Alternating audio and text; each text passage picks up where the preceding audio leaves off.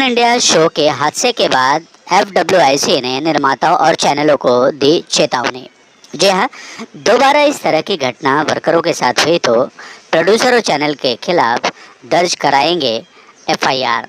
जी हाँ, मुंबई सावधान India show के assistant art director Pramod Kalekar की दुर्घटना में हुई मौत के बाद federation of western India cine employees ने तय किया है कि दोबारा इस तरह की घटना वर्करों के साथ हुई तो कंपनसेशन के अलावा प्रोड्यूसर और चैनल के खिलाफ एफआईआर दर्ज कराया जाएगा। Federation of western India cine employees की पहल पर सावधान इंडिया शो के मृत assistant art director Pramod Kalekar के परिजन को 20 लाख रुपए की आर्थिक मदद प्रोड्यूसर ने की थी। इतनी प्रॉब्लम हो गई थी कि हमको तुरंत सरकार को लेटर लिखना पड़ा। मैंने सेंट्रल गवर्नमेंट को लिखा, मैंने सीतारमन जी को लिखा, फाइनेंस मिनिस्टर को लिखा, मुख्यमंत्री को लिखा, यहाँ के सारी मिनिस्ट्री को लिखा कि हमारे वर्करों के लिए, सिनेमा वर्कर के लिए मदद की जाए, क्योंकि सेंट्रल ने भी 20 लाख करोड़ सैंक्शन किया था कि लोगों को कोरोना काल में लोगों को मदद की जाएगी दवा के लिए, इसके लिए तमाम बातें बताई गई थी। मगर मेरे किसी भी लेटर का किसी ने कोई जवाब नहीं दिया, बल्कि स्टेट गवर्नमेंट के कुछ मंत्रियों ने, कुछ नेताओं ने हमारी इंक्वायरी शुरू कर दी। मदद तो नहीं आई कहीं से, मगर हमारी इंक्वायरी शुरू कर दी गई रजिस्ट्रार के थ्रू कि हम लोग बहुत ज़्यादा पैसा आया और उन लोगों में नहीं बटा, जबकि सारा बड़ा क्रिस्टल क्लियर था। सलमान खान ने डायरेक्ट लोगों के अकाउंट में पैसे डाले थे, प्रोड्यूसर बॉडी ने पैसे दिए, वो भी डाला गया था। यशराज फिल्म ने जो दिया था उसको उन्होंने डायरेक्ट डाला पेमेंट। तो कहीं से हमारा तो कोई प्रॉब्लम था नहीं और स्टाफ था नहीं, डायरेक्ट बैंक से बैंक का काम हो रहा था, कैश हमने किसी से डील किया नहीं था। ये सब समस्याएं हुई जिसको हमने अपने रजिस्ट्रार, क्योंकि हम ट्रेड यूनियन के अंतर्गत आते हैं, किसी नॉन पॉलिटिकल लोग हैं हमारे, तो किसी पॉलिटिक्स में किसी से कनेक्टेड नहीं है कि हमको बाध्य हैं कि हम उनको सारे हिसाब किताब दें। हमारी जो संस्था है, जो ट्रेड यूनियन है, उसके जो रजिस्ट्रार हैं, जो लेबर कमिश्नर हैं, उनको हम सब कुछ बताने के लिए बाध्य हैं। हमने उनको सब अपनी पूरी रिपोर्ट दी गई, उन्हें सेटिस्फाइड किया गया, किसी तरह का कोई ऐसी चीज़ें नहीं थी। और उन्होंने कनेक्टेड लोगों, मंत्री या नेता जो जिसने भी सवाल किए थे उसको सेटिस्फाइड किए।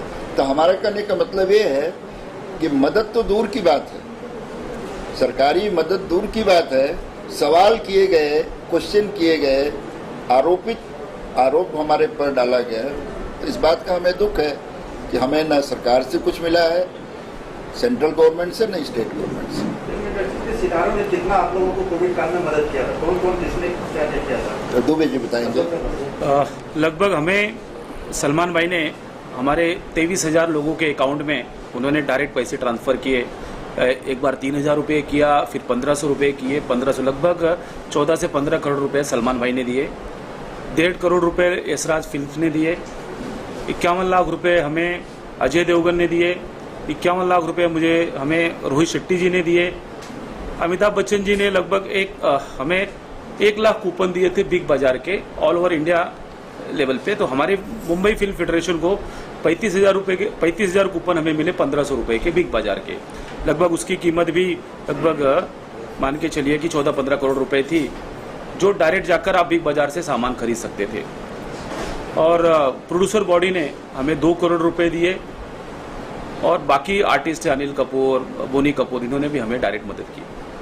वर्करों के लिए तिवारी सर, वर्करों के लिए एक स्कीम पिछले जो चर्चा में थी, आवास योजना आप लोग ला रहे हैं, उसके बारे में डिटेल बताइए ना। क्या 10,000 कुछ फ्लैट समथिंग आप लोग लाने वाले हैं? हम लोगों ने 2 साल पहले सेंट्रल गवर्नमेंट को अप्रोच किया था कि हमें 50,000 घर जो है हमारे वर्कर, क्योंकि 5 लाख से ऊपर हमारे वर्कर हैं, 10,000 में तो नहीं काम चलेगा, 50,000 घर के लिए हमने लेटर दिया था।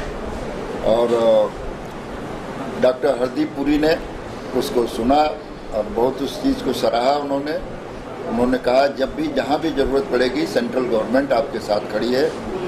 उसके बाद हमने बिल्डर के साथ मिल करके, जो हमारा काम कर रहा है, उनके साथ मिल करके हमने अप्रोच किया स्टेट गवर्नमेंट को। स्टेट गवर्नमेंट ने अपने फर्स्ट फेज पर बनाने के लिए 10,080 घर के लिए परमिशन दिया।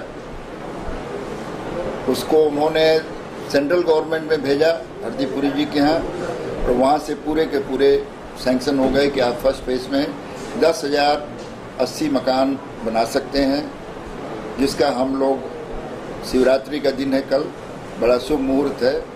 वहाँ मॉडल रूम जो है लोगों को एक दिखाने के लिए, बताने के लिए कि घर किस तरह का बनेगा, उसका हम लोग कल शिलान्यास करने जा रहे हैं। और उम्मीद है कि 30 अप्रैल को दादा साहब फाल्के की जो जन्म तिथि है उस पर हम लोग इस घर को, इस मॉडल रूम को लोगों तक सौंपेंगे और वहाँ से हमारी बिल्डिंग बनाने का काम शुरू होगा। कहाँ पे ये घर बन रहा है? ये सेलू में है, करजत से पहले, और स्टेशन से बहुत नज़दीक है। ऐसा उम्मीद जताया जा रहा है कि यहाँ मेट्रो चालू होने वाली है, हाईवे से कनेक्टेड घर है, अपना ज़मीन है।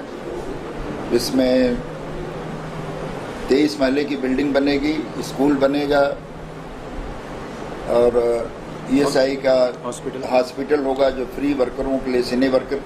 पहली बात तो ये है कि सीने वर्कर के नाम पर ये हाउसिंग सोसाइटी को पास किया गया है कि सीने वर्कर, सिनेमा से कनेक्टेड लोग ही यहाँ पर रहेंगे। एक बहुत बड़ी जीत हुई है। 70 साल के अवधि में हर फेडरेशन के हर आदमी ने ये कोशिश की बनाने की, हर एसोसिएशन ने प्लान किया कि हम घर बनाएं वर्कर के लिए, मगर वो सक्सेस कभी नहीं हो पाया। लोगों ने या तो ज़्यादा पैसे मांग लिए, या शुरुआत हुई इधर हुआ, ऐसा हुआ ऐसा। ये पहली बार फेडरेशन 1 रुपया लिए बगैर अपने काम को यहाँ तक अंजाम दिया है। बिल्डर ने 253 एकड़ ज़मीन भी ले रखी है, जिस पर हमारी जगह, हमारे बिल्डिंग बनने वाले हैं। बहुत ही खूबसूरत लोकेशन है, बहुत अच्छी जगह है। उम्मीद है जब आप लोगों को हम 30 अप्रैल को बुलाएंगे, इनवाइट करेंगे प्रेस को, और आप देखेंगे कि इतना बड़ा काम है कि इस काम के लिए हम चारों जो लोग यहाँ बैठे हैं, साथ में हमारी जो कमेटी है, इस सब का योगदान है, सबकी मेहनत है। जो भाग दौड़ का काम है दादा हमारे जो शरद सेलार जी हैं कर रहे हैं अपने स्तर पर, क्योंकि बहुत सारे मकानों के बारे में जानकारी इन्हीं के पास है, हम लोगों के पास तो है नहीं। तो सब मिल करके काम कर रहे हैं, एक आदमी को क्रेडिट नहीं जाता है। ये फेडरेशन की जीत है, फेडरेशन का काम है, जिसमें 50,000 वर्कर तो सिर्फ एक ही आदमी के हैं, एलाइट मजदूर जिनको कि घर की बहुत सख्त ज़रूरत है। तो हम चाहेंगे कि जैसे ही 10,000 इस साल मंजूर हुआ है, अगले साल फिर हमें 10,000 मंजूर हो, ऐसे 50,000 भी घर हमें कम पड़ेंगे, ऐसी उम्मीद है मुझे। लोग एक बार रहने लगेंगे, टाउनशिप बन जाएगी, तो दादा साहब फाल्के के नाम पर स्टैचू तो बनेगा, आज यहाँ से वहाँ होगा, इधर हटेगा, मगर उनके नाम पर यदि हाउसिंग सोसाइटी एक टाउन बन जाएगा, टाउनशिप बन जाएगी, तो पूरी महाराष्ट्र के लिए यादगार जगह होगी। दादा मुख्य सलाहकार हैं फेडरेशन के, आवासीय योजना के बारे में आपका क्या विचार है? नमस्कार पहले सबको, कि हम लोग बहुत सालों से, मेरा खुद का एजेंडा था, मैं खुद भागम दौड़ी करता था इसके लिए, मेरी संस्था के लिए, cine costume makeup and hairs association के लिए कर रहा था। मगर कुछ राज्य सरकार, और आपको पता है कि सरकार जो है देश की, वो 3 साल के बाद, 5 साल के बाद बदली हो जाती है। तो फिर जब तक मेरा टाइम आता था उस मुकाम तक पहुंचने के लिए, तब तक मालूम पड़ता था कि सरकार गिर गई, ऑफिसर बदली हो गए। तो मुद्दा फिर वापस नए से उसको बोलो, बात करो, उसको नए से समझाओ। तो मैं और तिवारी जी हमेशा सोचते यार अपना सारा कुछ ना कुछ तो करना ही पड़ेगा। तो तिवारी जी ने उनके सहयोग से एक उनके परिचित लोगों को बुलाया, फिर हम लोग डिस्कशन किया। मुझे उसको सुनने में बहुत अच्छा लगा, तो उस चीज़ को मैंने फॉलो किया, तिवारी जी ने फॉलो किया, अशोक ने फॉलो किया, नरगेश्वर जी ने फॉलो किया, सब लोगों ने फॉलो किया। और हमारी कमेटी, जो हमारी फेडरेशन से जुड़ी इतनी कमेटी, सारों की सहायता मिल गई। साहब बोले नहीं दादा करना ही पड़ेगा। तो इस मुकाम से हम लोग भागम दौड़ी चालू हुए, और ऊपर वाले की कृपा से, ईश्वर की कृपा से सारा आज हम लोग जो देख रहे हैं, जो आज हम लोग इतने खुश हैं दिलों से, दिल में से चारों, कि भैया आज कुछ ना कुछ तो ऐसा हुआ कि बाबा ये 4 आदमी थे, तो जिनके वजह से और पूरी कमेटी के वजह से आज इस मुकाम पे हम लोग पहुंच गए। इससे ज़्यादा हमको कोई खुशी नहीं। और मैं और एक कहना चाहूँगा कि राज्य सरकार की जो पुलिस है, पुलिस डिपार्टमेंट है, वो हमेशा हमारे सहयोग के लिए आती है। उनको पता है कि फेडरेशन ने 65 साल से जुड़ी हुई है और सबसे पुरानी संस्था है इंडस्ट्री में, जो सब इनके साथ है, आर्टिस्ट, डायरेक्टर, जो टेक्नीशियन है हमारे साथ ही है। तो हमारी सुनते हुए महाराष्ट्र राज्य पुलिस का बहुत बहुत धन्यवाद हूँ। तो हमेशा फेडरेशन का सुनते, और मैं श्री विश्वास नागरे पाटिल साहब का बहुत बहुत धन्यवाद कहूँगा, क्योंकि कल ही मैं उनको मिल के आया, क्योंकि हम लोग काम बांट के लिए चारों, आप ये करेंगे, आप ये करेंगे, आप ये करेंगे। तो उनके पास गया था, उनको मैंने इन्वाइट किया था इस प्रोग्राम के लिए, मगर उनको कोई अर्जेंट ऐसा तो 2 दिन में कोई कमीशन लेवल का आदमी है तो आ नहीं सकते हो। तो उन्होंने रिक्वेस्ट की, मगर उन्होंने मेरे बोलते सुन लिए कि आजकल हमारी इंडस्ट्री में कुछ बाहर के लोग आ गए, बहुत सारे शूटिंग में तकलीफ देने लगे हैं, कुछ पैसा मांग रहे, कोई 10,000 मांग रहा है, कोई 5,000 मांग रहा है। तो प्रोड्यूसर भी हमारा परेशान है, मतलब क्यों बोलता है यार मेरा काम खराब हो जाएगा, उससे अच्छे 5,000 रुपये लेकर चले जा। तो ये ज़्यादा बढ़ गया है। तो मैंने उनको ये सारी समस्या बताई, तो उन्होंने बोला शरद ऐसी बात है शिला, तो मैं 12 तारीख को तू कितने बजे मीटिंग लगानी, क्योंकि हम लोग कल सेल्यू जाने वाले थे, हमको सवेरे आने के लिए टाइम लगेगा। 12 तारीख को परसों 4 बजे उन्होंने खुद फिल्म सिटी में ये करके पूरी पुलिस डिपार्टमेंट को इन्फॉर्म कर दिया कि 4 बजे फेडरेशन, पुलिस डिपार्टमेंट और फिल्म सिटी के नियोजन से एक मीटिंग रहेगी। ये सारे मुद्दे फेडरेशन के सुना जाएंगे कि क्या है क्या नहीं। उन्होंने पहले भी हमको बहुत ये किया सपोर्ट, और उनका मैं बहुत धन्यवाद कहूँगा। और हमेशा महाराष्ट्र पुलिस ने हमको सपोर्ट किया है, लेकिन हमारे मुद्दे सुनते हो, ऐसा नहीं कि हमको ये करते नेगलेक्ट करते, सुनते और सुन के उनको ये पता है, एक नॉलेज में उनके आ गया है कि फेडरेशन एक संस्था है जो ये इंडस्ट्री को बहुत सी सारी पुरानी संस्था है, और हम लोग बेनिफिट भी देते हैं। उनको ये भी समझा कि हम लोग रिटायरमेंट देते हैं, हम लोग मेडिकल देते हैं, हम लोग एजुकेशन के लिए पैसा देते हैं, हर डेट से कंपल्सरी हर चीज़ देते हैं हम लोग। बाकी चीज़ एसोसिएशन बनी है, बोला उनका क्या है, बोला कुछ नहीं, वो लोग 5,000 रुपये लेके कार्ड देते, बोलते जाओ आप। कोई बोलता कैमरा बन गया तू जा, तेरे को कार्ड दिया, बोला हमारे यहाँ ऐसे नहीं, हम लोग उस चीज़ को पूरा पढ़ने से पूरा चेक करते कि ये आदमी इस लायक है क्या, तो इसको मेंबर बनाते। और हम लोग जो रिटायरमेंट वगैरह देते हैं पैसे हैं इसलिए देते हैं, और हम लोग बहुत अच्छा काम करते हैं, उनको पता है। तो ये बहुत सारी बातें हैं, और हम लोग चारों हमेशा भागम थोड़ी करते हैं और मेहनत भी करते हैं। हमारी कमेटी सारी बम्बई में बाकी काम भी करती है, तो सबका ये सहयोग है, तो ये हुआ है। इसलिए मैं तय जिले सब गवर्नमेंट डिपार्टमेंट, सेंट्रल गवर्नमेंट, सबका मैं धन्यवाद कहता हूँ। ये गृह निर्माण जो स्कीम है, हाँ जी, ये इसकी कब तक मतलब पूर्ण होने की संभावना है, और लॉकडाउन के बाद कंस्ट्रक्शन इंडस्ट्री जिस ढंग से मंदी की चपेट में है, उसका क्या असर पड़ेगा? मेरे ख्याल से ऐसा होगा नहीं, क्योंकि हमारे जो भले छोटे वर्कर है, बिगर एक्साइटमेंट है, जो कुछ नॉमिनल फीस रहेगी वो मैं कल बोलूँगा तो कल भरने को तैयार हो, क्योंकि खुद का घर चाहिए, खुद का घर अपना, तो वो रेडी है हमारे वर्कर्स। और रही बात गवर्नमेंट के यहाँ से, तो अगर हम लोग मेहनत करेंगे, फॉलोअप करेंगे तो हो जाएगा। इमीडिएट तो होता नहीं, गवर्नमेंट शासन, राज्य सरकार और केंद्र सरकार दोनों ने परमिशन दे दी है। और कल जो हमारा भूमि पूजन है वो सैंपल फ्लैट का है कि किस तरीके से हम सैंपल फ्लैट बनाएंगे। कल हमारी एसोसिएशन जो है 32 एसोसिएशन, उसके कमेटी मेंबर जाके वो जगह देख रहे हैं और उस मॉडल हाउस का जो भूमि पूजन है वो करवा रहे हैं। 30 अप्रैल तक हमारा टारगेट है कि वो मॉडल हाउस कंप्लीट हो जाए। 30 अप्रैल को हम बड़ा कार्यक्रम दादा साहब फाल्के जयंती के उपलक्ष्य में बड़ा कार्यक्रम रखने हैं, जिसमें हमारा निवेदन है कि मुख्यमंत्री हुए, उसके बाद हरदीप सिंह पुरी जी हुए जो इसके डिपार्टमेंट के हैं, कुछ बड़े आर्टिस्ट, अमिताभ बच्चन जी से हमारी बात चल रही है कि उस दिन वो आके वहाँ पे उसका भूमि पूजन करें। तो और जो वर्कर्स, हमारे जो वर्कर्स हैं वो इतने गरीब हैं, उनको मंथली कामकाज इतने नहीं है, और वो भाड़े पे रह रहे हैं या उनके पास मकान नहीं है, तो हमें नहीं लगता है कि हमें दिक्कत आएगी हमारा ये शेड्यूल कंप्लीट करने के लिए।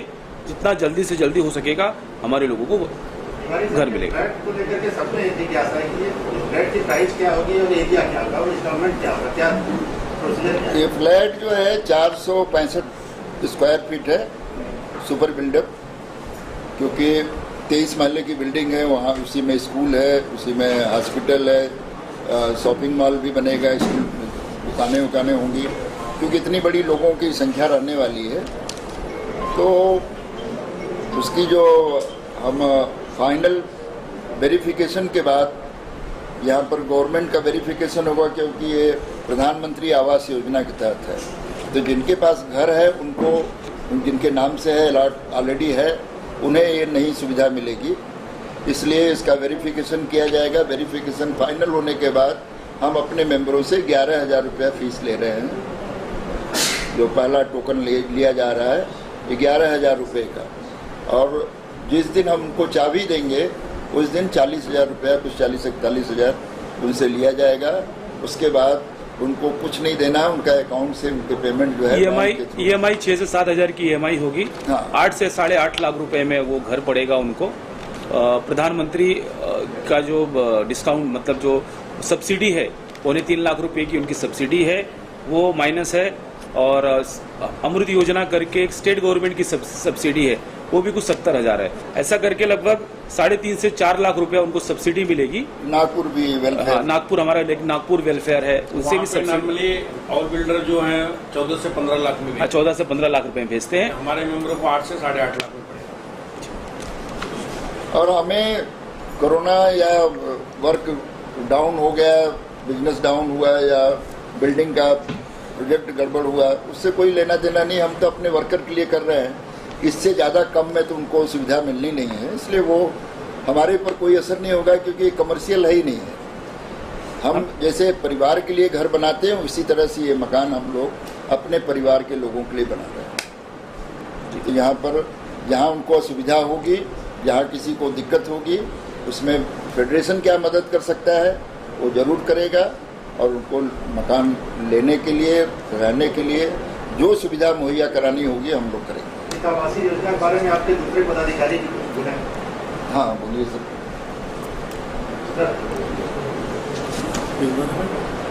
राजा भाई, ये घर ये जो आवासीय योजना है सर, वर्करों के लिए, क्योंकि आप तो वर्करों से सबसे ज्यादा नजदीक जुड़े हुए हैं। मैं ये बोलना चाहूँगा कि ये जो खौफ था, ये 70 साल पुराना खौफ था, जो हमारे ये कमेटी आने के बाद ये पूरा हुआ, और ये सेहरा हमारे लोगों को मिला। ये काफ़ी पुराना खौफ है।